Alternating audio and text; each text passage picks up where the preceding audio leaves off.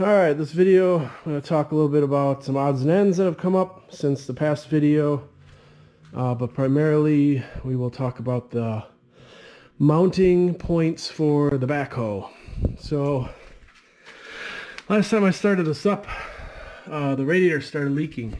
So somewhere in here there's a pinhole and it leaks down. So I have another one. I mean, it's really simple. It's just these two bolts, one on the left, one on the right. And then it looks like the hoses, obviously, and then it comes off. So not too complicated there. I do have a new one that was rebuilt. Luckily, I found one locally, so not too concerned about that.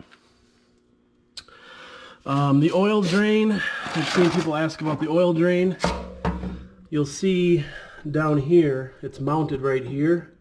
And then there's a hose connected to that goes actually into the oil pan.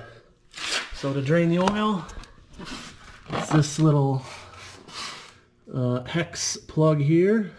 And then right to the right, to drain the hydraulic fluid, there's basically a 1/2-inch square plug that you just unscrew and then it comes out. Here is my gap between the tires, the offset of the wheels and tires in the frame. It's about 2 fingers, so if you're looking to put chains on with these specific wheels and tires, you got 2 fingers width. So that takes care of that. What else we got here? The sight glass for the hydraulic fluid. These tend to crack and leak, or the rubber also leaks. You can actually buy this sight glass. It's still available, so not a big deal. You can just kind of pry the old one out and I guess push the new one in. So keep that in mind. I've seen these leak. This plate, this extra weight plate on the SDK8s. I did some measurements for someone. If I can find them, I'll put them in this video, but it's just basically a really heavy plate to give you some more weight and load capacity. And then here is, again, frame to tire and wheel clearance right there. And right there. So if I can, I need a third hand or something. So let me see if I can get the good angle here. So you've got about a finger-ish gap to this cap, this nut cap, what do you want to call it? I guess you can clearance that or something. And then to the actual frame, you've got about 2 fingers. So if you're running chains, I don't know if they'd clear all this, but I mean, these wheels and tires are pretty affordable and they're decent.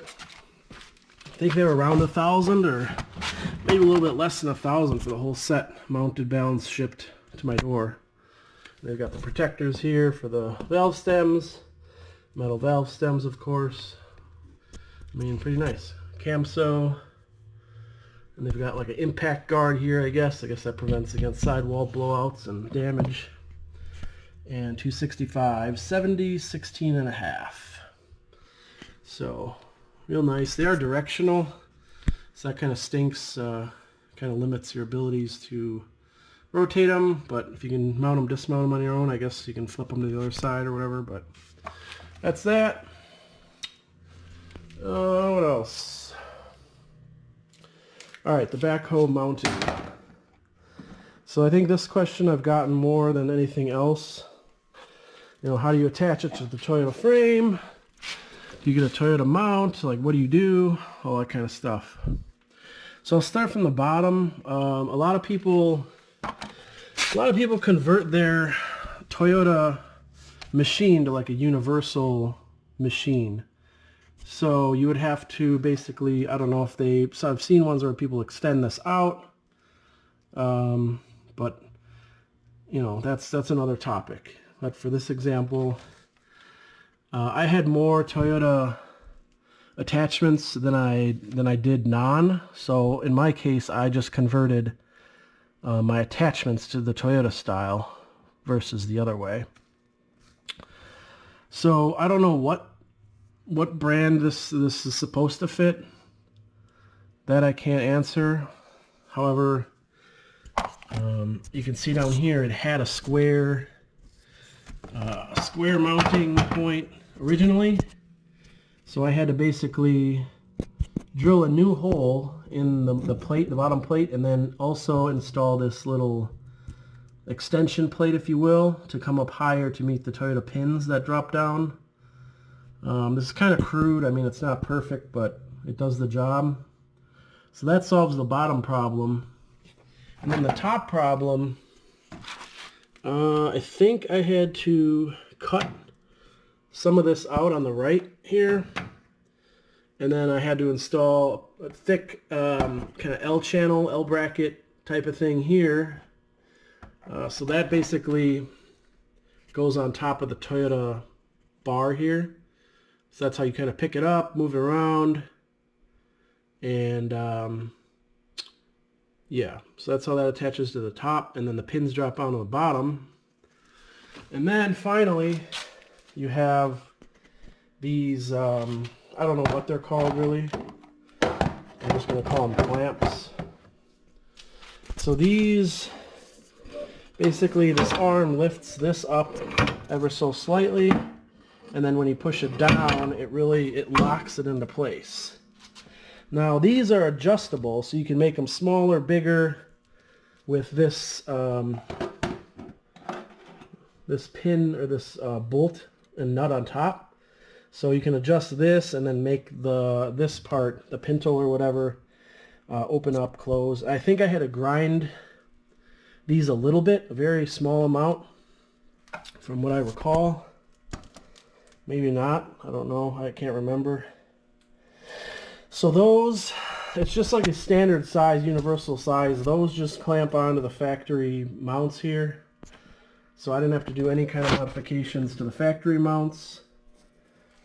And the reason these are required, at least in my case, is because when this backhoe is mounted to the machine, the weight of it alone, it's enough to kind of pull the cylinders down. So if you don't have these and you lift it up or you get it perfectly positioned at the right height, it's going to sink down, and then your digging angle is going to be off. So these lock the whole assembly to the machine, so there's no way it can drop down by gravity or weight, and the cylinders don't have to hold the whole thing up, if that makes sense. So these I really had to just obviously cut off because they were too wide. So I cut it off from here, and then I just relocated it inward.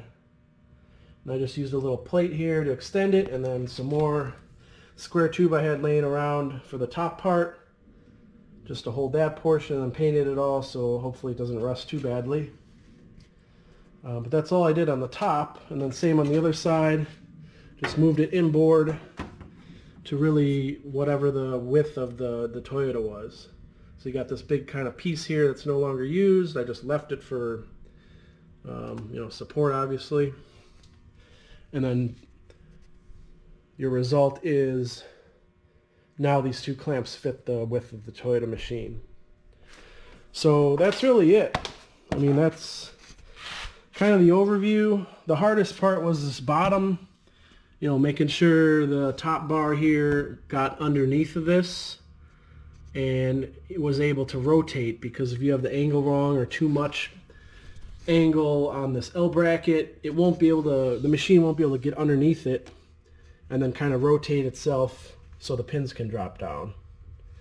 So that was the hardest part. And then obviously you see I had to do some cutting, clearancing on this metal plate here so it would rotate into place.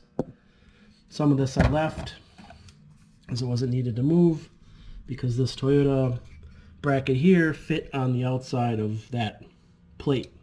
So it really depends on what your bracketry looks like and your mount looks like. I wish I knew what this fit. I really have no idea. I don't think there's any markings or part numbers or anything on this bracket, but yeah, as you can see, this thing just bolts to the backhoe.